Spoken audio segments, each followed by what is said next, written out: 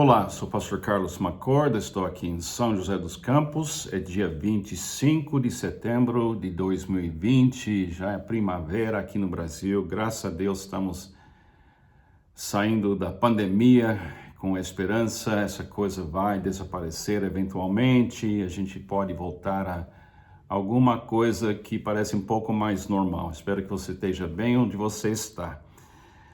O passeio na vinha tem como seu propósito a gente estar na presença de Cristo, a videira verdadeira, e passear na vinha e aí fazer com que Jesus possa realmente nos orientar pelo Espírito Santo.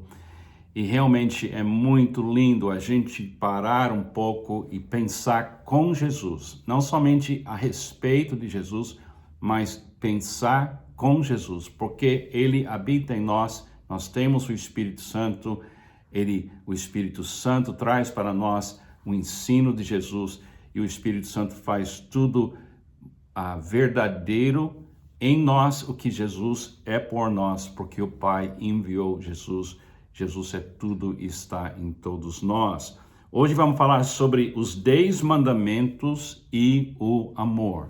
Os 10 mandamentos e o amor. Quando a gente pensa nos 10 mandamentos, às vezes a gente tem essa ideia que é proibir, negativo. Não é isso, não. A lei tem uma função super importante no fluir do amor de Deus e a nossa redenção e reconciliação com Deus. É um erro grande ignorar o que a lei está tentando nos ensinar, mas também é um erro muito grande pensar que a gente precisa cumprir a lei. Acho que você vai compreender depois da gente ler a devocional, e vamos ler a devocional e pensar nessa ideia. O que significa pecar? Pecar é quando o amor para. Pecar é quando o amor para. O alvo da lei era nos iluminar para que a gente pudesse entender o estrago que faz o nosso pecado. Porque o pecado faz com que o amor não chega no nosso vizinho, não chega na nossa família, não chega. A gente tem que compreender que o pecado é um ladrão, um assassino, é uma coisa que tira e nunca dá nenhum lucro, ele só está tirando da gente coisas boas. Deixa eu ler a devocional para a gente meditar nisso. O alvo de Deus para a humanidade é revelar a glória de Deus através do amor. Seres humanos existem para amar sem parar e assim glorificar ou revelar o Criador. Até os 10 mandamentos fazem parte deste alvo de amar sem parar. Toda a lei se resume num só mandamento, segundo Gálatas 5:14. Ame o seu próximo como a si mesmo. Deixa eu ler essa declaração. Toda a lei se resume num só mandamento. Ame o seu próximo como a si mesmo. Gálatas 5:14. A lei foi dada não para nos salvar, mas para revelar quando e como o amor cessa entre seres humanos em comunhão. Para mostrar como cada mandamento revela o amor parando, considere essa lista na luz dos 10 mandamentos que a gente encontra em Êxodo 21-17. Você vai ver em cada um dos 10 mandamentos, quando alguém comete o pecado, da maneira que está escrito nos 10 mandamentos, o amor entre pessoas para. Primeira, o amor para quando não começamos nosso amor com o Deus verdadeiro. O amor para quando fazemos ídolos para nós. O amor para quando não santificamos o nome do Senhor. O amor para quando não sabemos parar e descansar na presença de Deus. O amor para quando não honramos os nossos pais. O amor para quando matamos. O amor para quando cometemos adultério. O amor para quando roubamos. O amor para quando mentimos. O amor para quando cobiçamos. Se permanecermos em Cristo, agora estamos no Novo Testamento. Se permanecermos em Cristo, momento a momento, o fruto do amor contínuo de Deus em nós aparece. O alvo de Deus para nós todos continua sendo a glória de Deus, que aparece somente quando o amor não para. Permaneça em Cristo e o amor se tornará contínuo. Eu costumo falar assim: não é que eu peco menos, é que eu permaneço mais. Eu não penso muito mais no pecado. Eu fico focado em Cristo, porque quando eu estou focado em Cristo, eu sei que Ele cumpriu a lei para que eu pudesse ser perdoado e aprender a amar sem parar. Agora, vamos ter algumas ideias para a gente pensar. Depois você leva esses pensamentos para a presença de Cristo, porque Ele tem a palavra final na sua vida e também na minha vida. A lei que foi dada por Moisés iniciou uma obra divina entre o povo, os judeus, para criar um grupo de pessoas aqui no mundo que iam compreender que Deus é santo, que Deus precisa ser glorificado e que está estragando essa capacidade da gente revelar a glória de Deus e revelar o amor de Deus, é algo chamado o pecado. E o pecado realmente é uma coisa que só tira da gente a alegria da vida, a prosperidade da vida e tudo que é bom da vida. Não tem nenhum benefício no pecado. E esse povo escolhido por Deus, que Ele cuidou desse povo para que esse povo pudesse estar pronto para a chegada, não da lei, mas aquele que poderia cumprir a lei, que era Jesus, aquele que poderia tirar o pecado do mundo e tirar o poder do pecado no nosso mundo. Agora, olha aqui no Antigo Testamento o que a lei era capaz de fazer. É incrivelmente importante você apreciar o poder que a lei permite um ser humano manifestar. É muito importante. Salmo número 1 diz o que a lei pode fazer na vida de uma pessoa. Salmo número 1. Como é feliz aquele que não segue o conselho dos ímpios, não imita a conduta dos pecadores, nem se assenta na roda dos zombadores.